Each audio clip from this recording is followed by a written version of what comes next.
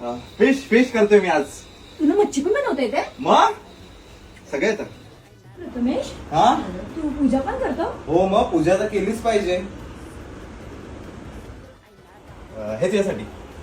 Wow, हे बोलतं पण हे बघ. किती गोड यार, खूप सुंदर आहे, तू खूप छान असेल. थँक्यू. हिला 5 वाजले, पाणी भरायची वेळ झाली ना. तू पाणी पण भरतो? हो. तू किती भारी आहेस यार, म्हणजे तुला सगळं येतं.